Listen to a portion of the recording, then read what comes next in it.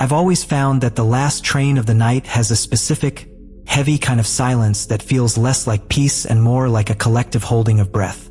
It was pushing 12:30 when I finally swiped my card at the turnstile, the plastic clicking against the reader with a sound that seemed to echo far too long in the empty mezzanine. The station felt cavernous and sterile, the air smelling of ozone and that particular metallic tang that only exists deep underground where the sun never reaches. I remember checking my phone and seeing the battery sitting at a precarious 4%, the screen's harsh glow making my tired eyes ache as I squinted at the arrival board. There were no other names on the schedule, just a single flickering line that read "Special Service" in a dull, muted amber that didn't seem to cast any light on the platform floor. I didn't think much of it at the time, assuming it was just a maintenance bypass or a rerouted express, because when you've worked a 14-hour shift, your brain stops asking questions and starts looking for the path of least resistance. When the train finally slid out of the tunnel, it didn't make that usual screeching protest of metal on metal, but instead arrived with a low, pressurized hiss that reminded me of a server room cooling down. The doors opened with a precision that felt almost surgical, revealing an interior that was far cleaner and more modern than any subway car I had ever stepped foot in. I walked inside, my footsteps muffled by a floor material that felt like dense, recycled rubber, and took a seat on a bench that was molded from a single piece of matte gray plastic. There were maybe 3 other people in the car, all of them spaced out perfectly as if following some invisible grid, their heads bowed over devices that cast a rhythmic, pulsing blue light onto their pale faces. I sat there for a few minutes, leaning my head against the window, waiting for the familiar jolt of the train departing. But the motion was so smooth I only realized we were moving when the pillars of the station began to blur into a continuous gray streak. I tried to pull up my maps to see how many stops were left, but my phone had no signal, which was strange because this specific line had been outfitted with full 5G repeaters only a month ago. I looked up at the digital map above the door, expecting to see the familiar string of colored dots representing the downtown stops, but the screen was just a shifting gradient of deep purples and blacks. It looked less like a map and more like a screensaver, a slow-rolling wave of pixels that seemed to be trying to simulate the depth of a night sky without any stars.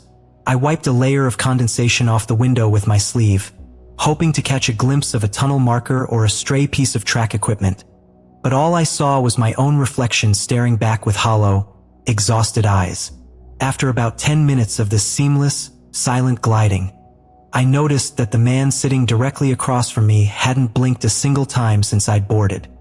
He was dressed in a standard business suit, the fabric slightly shiny under the LED lights, but his hands were folded in his lap with a stillness that felt fundamentally wrong. I cleared my throat, the sound feeling loud and intrusive in the pressurized cabin, and asked him if he knew if this train was heading toward the Atlantic terminal. He didn't turn his head, but his eyes shifted toward me with a slow, mechanical slide that made the hair on my arms stand straight up. He didn't speak, but I noticed a small, flickering light beneath the skin of his neck, right where the pulse should be, glowing with the same rhythmic blue as the devices the others were holding. I felt a sudden, sharp spike of adrenaline cut through my fatigue, a primal warning that the environment I was in was far more controlled than I had initially realized. I stood up, my knees feeling a bit weak, and decided I would just move to the next car to find a conductor or at least someone who looked a bit more alive. As I walked toward the connecting door, I noticed the advertisements lining the tops of the walls weren't for law firms or delivery apps, but were just strings of alphanumeric code scrolling in a loop.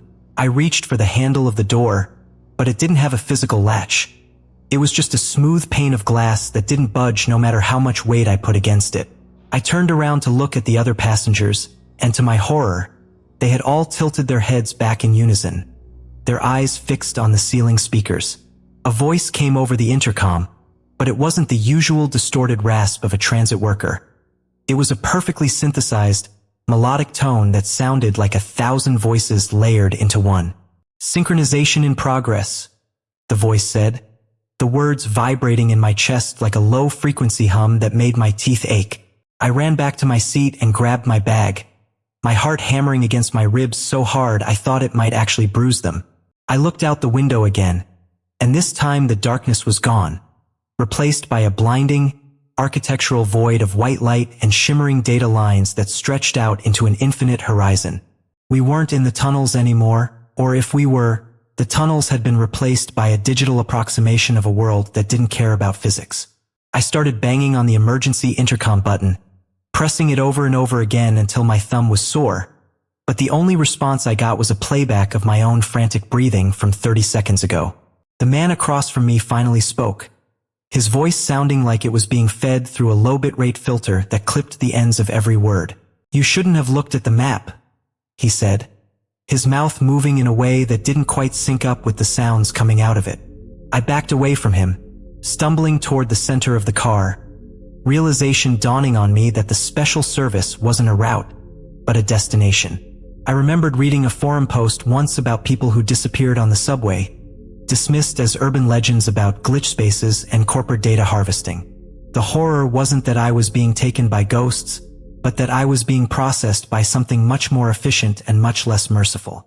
I looked at the passenger to my left, a woman in a puffer jacket, and realized that her skin wasn't skin at all, but a highly realistic synthetic mesh that was beginning to pixelate at the edges. They weren't lost souls in the religious sense. They were data points, human identities being stripped down and repackaged for some vast silent utility. I looked down at my own hands and saw that the edges of my fingernails were starting to blur, the sharp lines of my reality becoming soft and indistinct as the train's internal field ramped up. I screamed, but the sound was immediately swallowed by the hum of the train, compressed into a tiny file and filed away before it could even reach the other end of the car. The train began to slow down, and for a second, I felt a glimmer of hope that we were reaching a real station with real people and real air. But as the doors hissed open, I didn't see a platform. I saw a vast, glowing terminal filled with thousands of these identical gray cars, all being emptied by silent men in white technicians' coats. One of them looked up from a tablet and made eye contact with me, his expression devoid of any empathy or even malice. It was the look of a man checking a line of code for a syntax error. He signaled to two other men who began walking toward my car with a purposeful, measured stride that told me they had done this 1,000 times tonight alone. I tried to pull my phone out one last time, a desperate urge to leave some kind of record, some proof that I existed outside of this system. The screen flickered to life for a fraction of a second, showing a single notification that read, "Update complete. Restarting system." Then the screen went black, reflecting only the approaching figures and the endless, sterile glow of the processing floor. I backed into the corner of the car, my fingers scraping against the rubberized wall, searching for a seam or a flaw that didn't exist.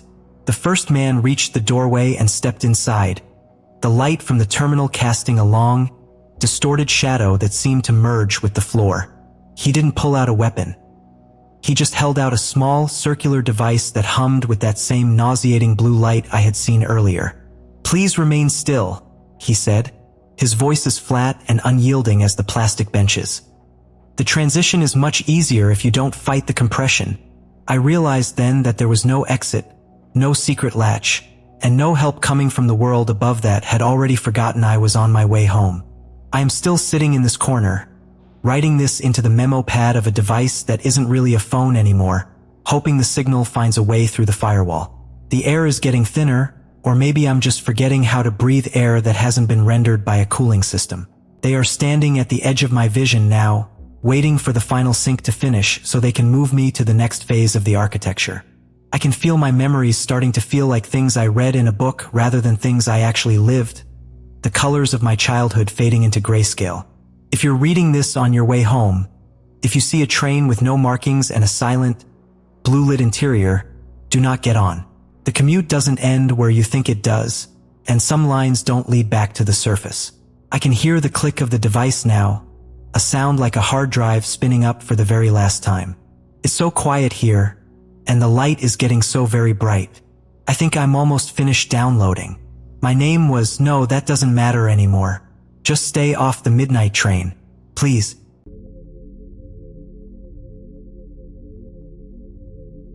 The 1214 Express is never truly empty, even on a Tuesday when the humidity makes the air in the station feel like a wet wool blanket.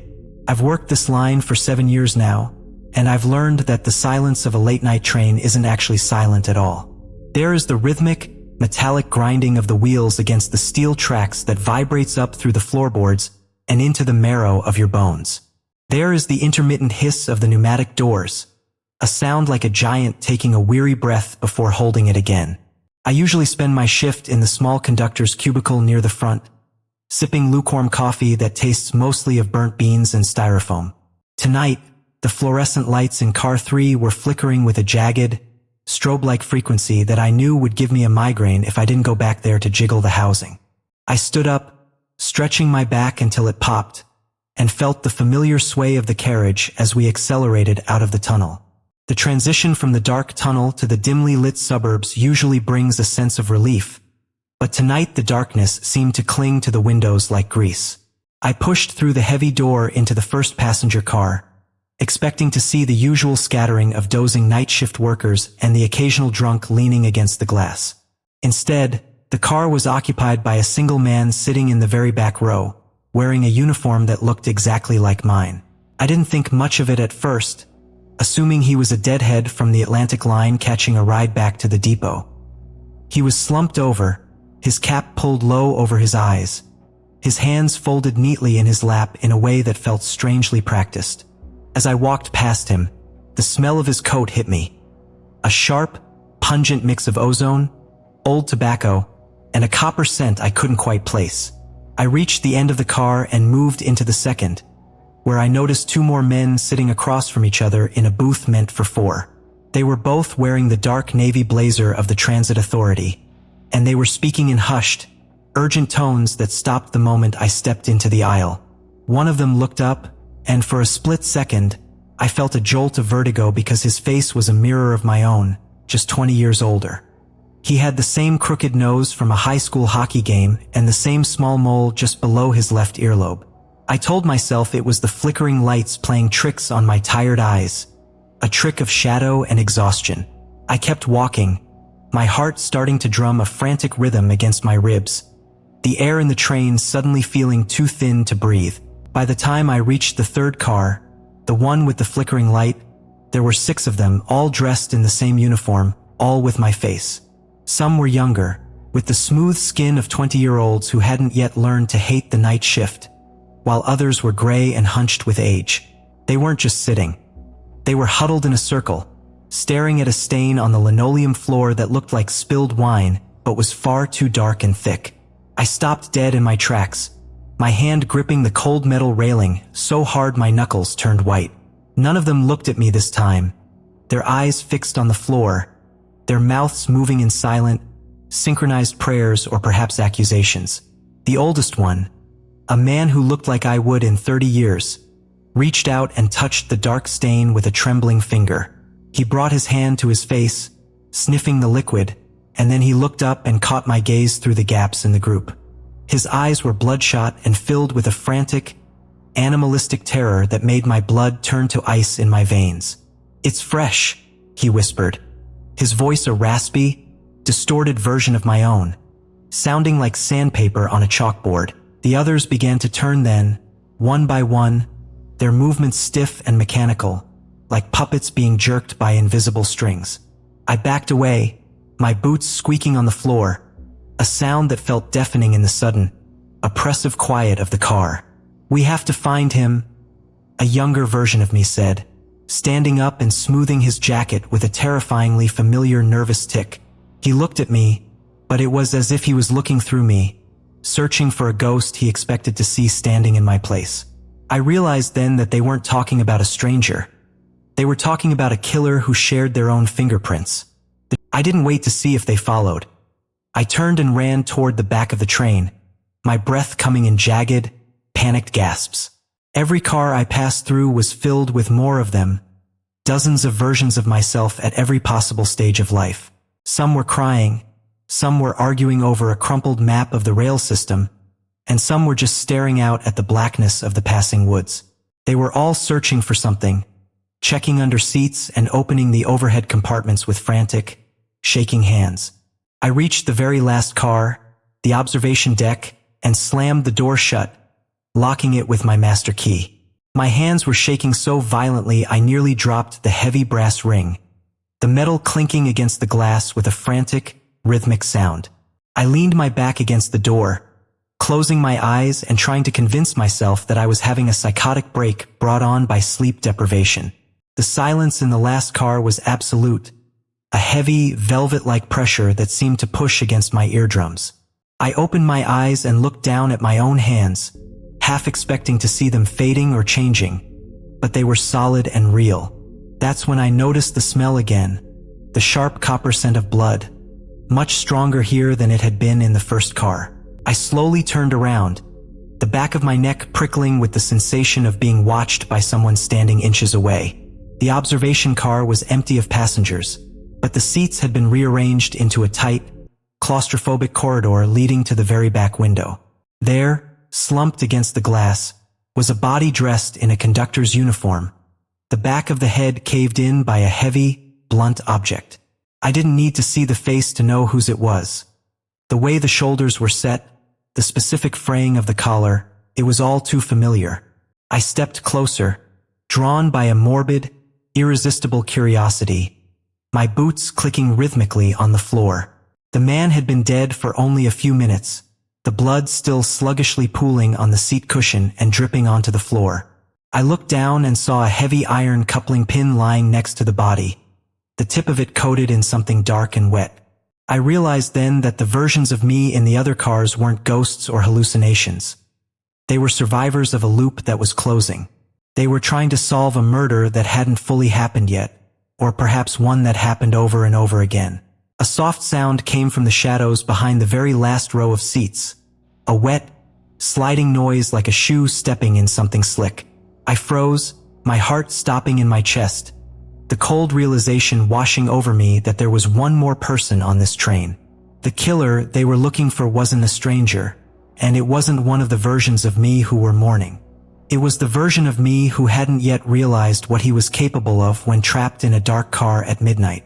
I heard the door behind me rattle as the other versions of myself began to pound on the glass, their faces pressed against the pane. They weren't trying to help me. They were trying to get in to stop me before I could finish what I had apparently started. I turned toward the shadow in the back of the car, my hand instinctively reaching for the heavy iron pin on the floor. I felt a strange, cold calm settle over me, a detachment from my own actions as if I were watching a movie of my own life. The person stepping out of the shadows was me, exactly as I looked right now, down to the coffee stain on my tie. He didn't look angry or even scared. He looked exhausted, his eyes wide and hollow with the weight of 1,000 identical nights.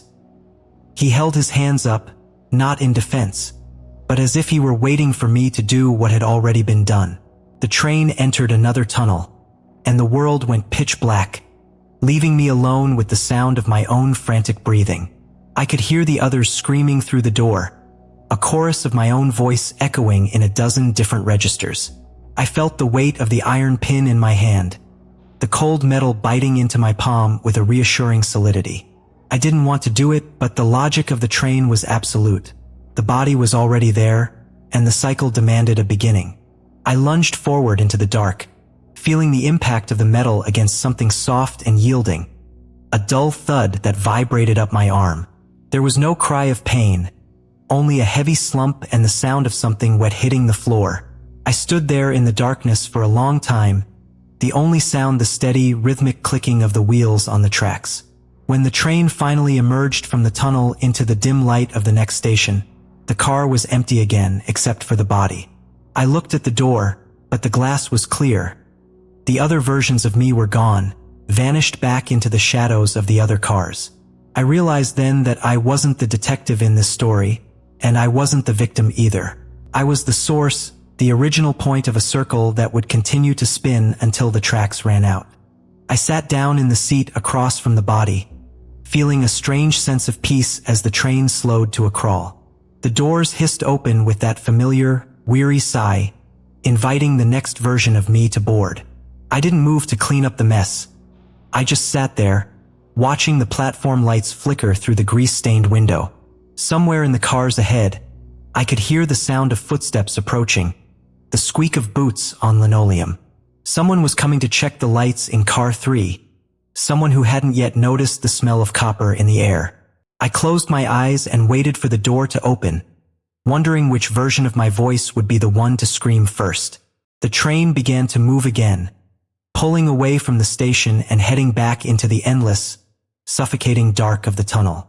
I knew I would never leave this train, and in a way that felt like the only ending that made any sense. The hum of the tracks grew louder, a low-frequency vibration that seemed to harmonize with the beating of my own heart. I reached out and touched the cold glass, my reflection staring back at me with eyes I no longer recognized as my own. We are all just passengers on a line that doesn't have a destination, waiting for our turn to be the one on the floor. The lights flickered once, twice, and then went out completely, leaving me in the perfect, heavy silence of the night.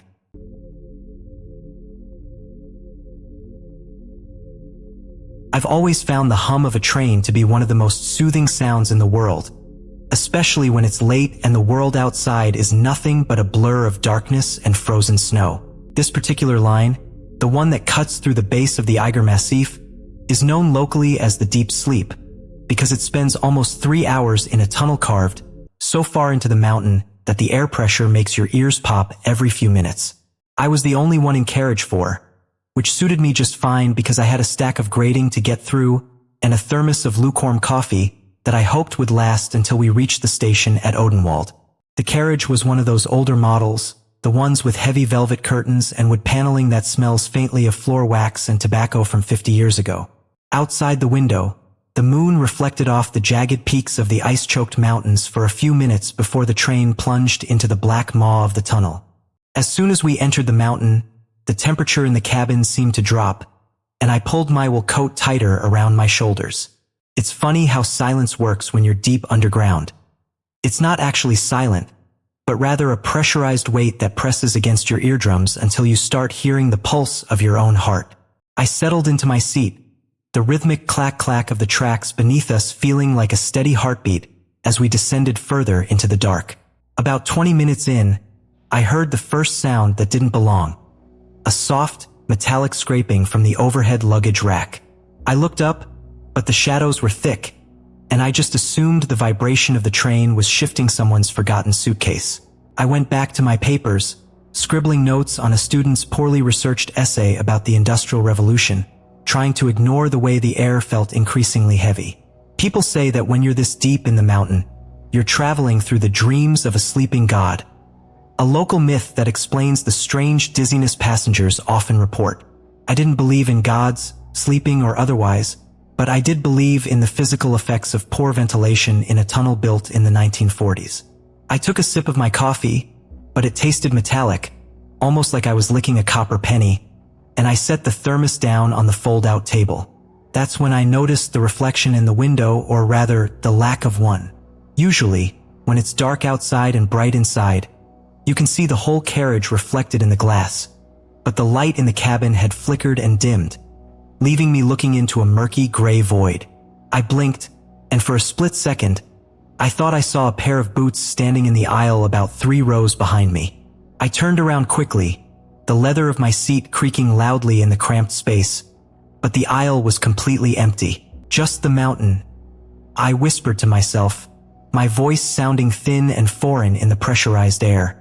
I stood up to stretch my legs, feeling a sudden need to move, to prove to my body that I wasn't just a static object in this metal tube. I walked toward the end of the carriage, the floor swaying gently beneath my feet as the train took a long, sweeping curve. As I passed the 6th row, I noticed a small, damp patch on the carpet that looked like melted slush from someone's boots. It was fresh, still glistening under the dim overhead lights, which was impossible because I'd been the only person in this car since the last stop 40 miles back. I stared at the puddle, my mind trying to find a logical explanation, like a leak from the ceiling or a spilled drink from an earlier passenger that I just hadn't noticed. But the ceiling was bone dry, and the puddle had a distinct, ribbed pattern to it, like the tread of a heavy-duty hiking boot. I felt a cold prickle of sweat break out across my forehead, and I decided it was time to find the conductor. I pushed through the heavy sliding door into carriage 5, expecting to see a few more passengers or at least a staff member checking tickets. Instead, the carriage was pitch black, the lights completely dead, and the air was so cold I could see my own breath frosting in front of my face. I reached for the wall to steady myself, but my hand brushed against something soft and woolly, like a coat hanging on a hook. I pulled back instinctively, my heart hammering against my ribs like a trapped bird. I pulled out my phone and switched on the flashlight, the narrow beam of light cutting through the darkness and revealing rows of empty seats. Everything looked normal, except for the fact that every single window in the carriage was covered in a thick layer of frost on the inside. I swept the light along the floor and saw more of those damp boot prints, leading away from me and toward the next door. They weren't just prints. They were accompanied by a thin, dark trail of something that looked like grease or old oil. I followed the trail with my eyes, my breath coming in short, ragged gasps now as the isolation of the tunnel began to truly set in.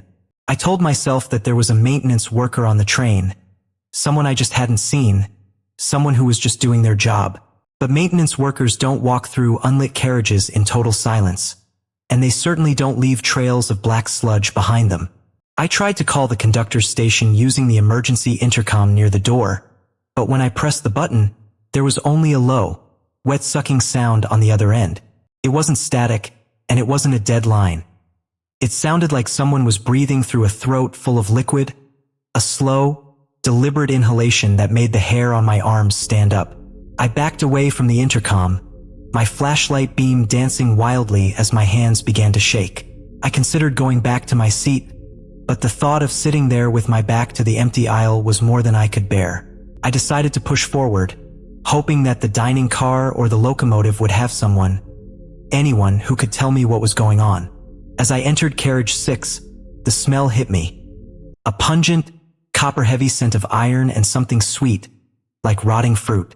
This carriage was partially lit, the lights flickering at a high frequency that made the world look like a series of disjointed still frames. I saw a figure sitting halfway down the car, slumped over one of the tables with their head resting on their arms. "Hello," I called out, my voice cracking, the sound swallowed instantly by the heavy velvet of the seats. The figure didn't move, and as I got closer, I realized it was an elderly man wearing a conductor's uniform. Relief washed over me for a second, a fleeting moment of hope that I wasn't alone, until I saw the way his hand was positioned on the table. His fingers were splayed out, and he was gripping the wood so hard that his fingernails had dug deep grooves into the polish. I reached out to touch his shoulder, but I stopped when I saw the back of his neck.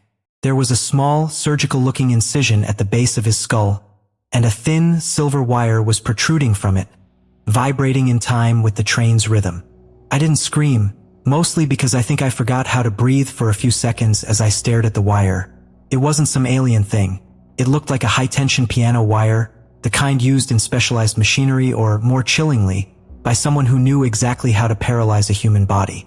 I realized then that the sleeping god wasn't a myth about the mountain, but a nickname for the person who had done this. I turned to run, but the door I had just come through was now locked. The heavy latch clicked firmly into place. I looked through the glass of the door back into the dark carriage 5, and I saw a man standing there, perfectly still. He was wearing a heavy, dark parka with the hood pulled up, and his face was entirely obscured by a high-altitude respirator mask. He wasn't a monster. He was just a man, which somehow made it 1,000 times worse. He held a small remote device in one hand, and he was watching me through the glass with a terrifying clinical detachment. I threw my weight against the door, but it was reinforced steel, meant to keep passengers safe during a derailment, and it didn't budge. I looked back at the conductor, and I saw the wire in his neck pull tight, causing his head to snap back with a sickening crunch of bone. His eyes were wide open, staring at the ceiling, but they were empty of anything resembling life. The man in the mask started to walk toward the door, his movements slow and methodical, as if he had all the time in the world. I scrambled toward the other end of the carriage, my boots slipping on the slick floor, the smell of iron now so thick I could taste it. I reached the next door and yanked it open, stumbling into the small vestibule between cars where the roar of the tracks was much louder. I looked down at the coupling between the cars and saw that the safety chains had been removed, and the locking pin was halfway out. Someone was trying to decouple the train while we were moving at 60 miles an hour through a tunnel. I looked up and saw another man standing on the platform of the next car, also wearing a respirator and holding a long, slender tool. They were working together, a team of people who had turned this midnight train into their own private operating theater. I realized I was trapped between two killers in a tunnel that wouldn't end for another 90 minutes. I looked for a weapon, anything, but the vestibule was empty except for a fire extinguisher behind a glass pane. I smashed the glass with the heel of my palm, ignoring the sharp sting of the shards cutting into my skin. I grabbed the extinguisher just as the man from the dark carriage started to force the door open behind me. I didn't wait. I sprayed the white chemical foam directly into the gap, clouding his vision and giving me a few seconds to scramble into the next car. This car was different. It had been stripped of its seats, and the windows were painted black from the inside.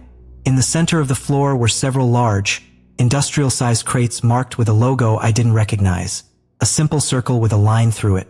I hid behind one of the crates, my chest heaving, my mind racing through every survival movie I'd ever seen. But none of them prepared me for the reality of being hunted in a lightless tomb. I heard the door to the car slide open, and the sound of heavy boots hitting the metal floor echoed through the hollow space. "You shouldn't have left your seat," a voice said, muffled by the respirator but still sounding horribly calm. It was a flat, educated voice, not the voice of a crazed killer, but of someone performing a routine task. I stayed silent, pressing my back against the cold wood of the crate, feeling the vibrations of the train through my spine. The pressure in this part of the mountain does strange things to the brain, doesn't it? The voice continued, getting closer. It makes you see things, makes you paranoid, makes you think you're in danger when you're really just part of the dream. I gripped the fire extinguisher, my knuckles white, waiting for him to round the corner of the crate. I could hear his breathing now, the rhythmic hiss-click of the respirator valve. He was only a few feet away, his shadow stretching long and distorted across the floor as he passed a single flickering bulb. I lunged out from my hiding spot, swinging the heavy metal cylinder with every ounce of strength I had left. I caught him in the side of the head, and I felt the sickening give of the mask and the bone beneath it. He went down hard, the remote device skittering across the floor toward the dark corner of the car. I didn't stay to see if he was dead. I ran for the remote, my fingers fumbling for it in the dark. I grabbed it and saw a series of buttons, none of them labeled, except for one large red toggle at the top. I heard the other man, the one from the coupling, shouting something from the next car, his voice rising above the roar of the wind.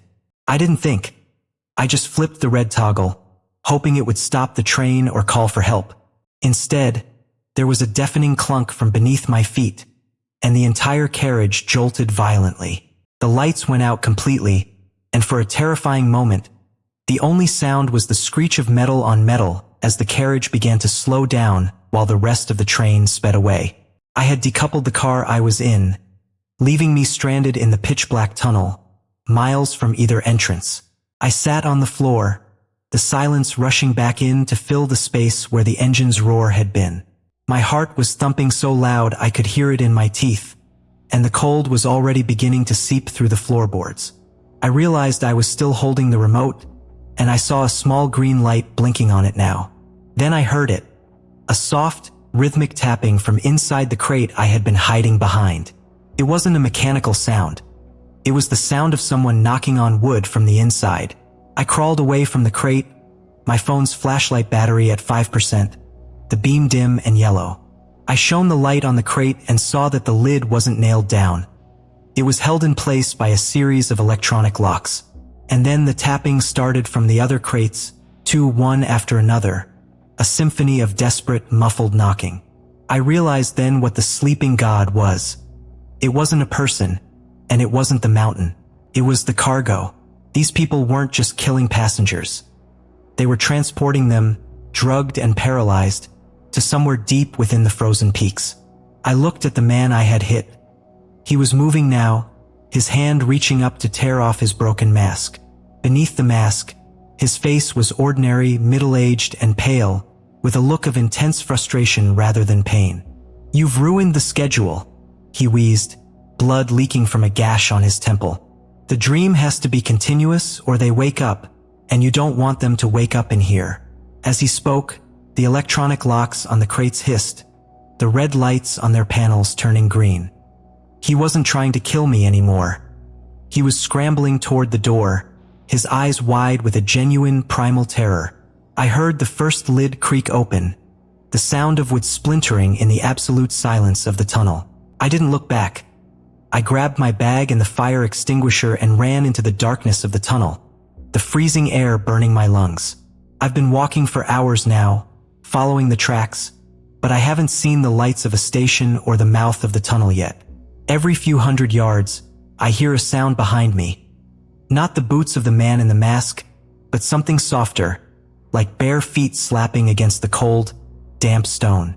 My phone died a long time ago, and the only way I can see is by feeling the cold steel of the rail with my left hand. I can hear the breathing again, but it's not coming from an intercom this time. It's coming from the shadows just a few feet behind my shoulder, and it sounds like 100 people waking up at once.